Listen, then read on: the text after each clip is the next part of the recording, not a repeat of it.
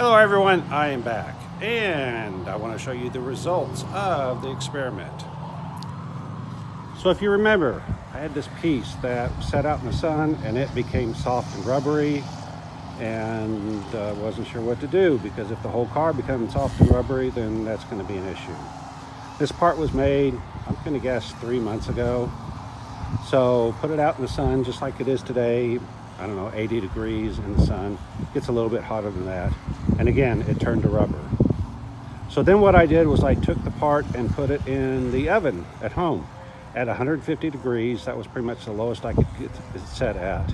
And then baked it for 12 hours. Now it's back. I had to wait for another 80-some degree day. It is today. I set it out in the sun on the ground over there on the concrete, so it would get hotter than 80 degrees. Don't know what the exact temperature is, but anyway, point being that now it's stiff, whereas previously at this temperature the thing was flexible. Like I said, it was like rubber. It's also very windy today, you can see.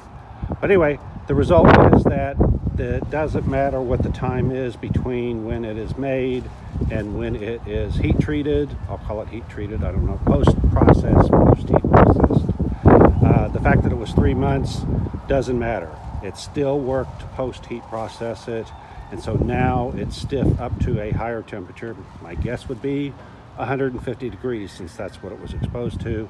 Don't know for sure, but I do know that it's significantly stronger, 85 degrees or 90 or whatever the surface temperature is of that.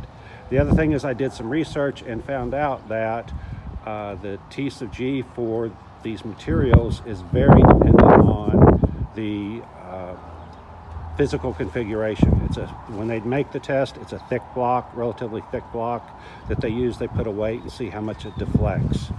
Well, they said that if it is thinner or of a different construction, then the T sub G is different. So in this case, this is only 2 layers, and so that's the bare minimum of thickness that I would consider any carbon fiber part to be strong enough to use to stand up on its own. So we also had some parts that are 3 layers of carbon fiber, and they did not suffer from distorting sitting out in the sun.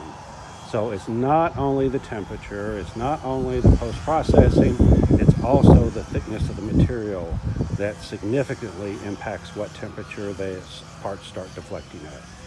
So anyway, that's the conclusion of my test. Hopefully you learned something from it. Like, subscribe, hit the alert, hit the thanks if you want to donate, and if you don't like what we're doing, you don't know what you're doing. Bye.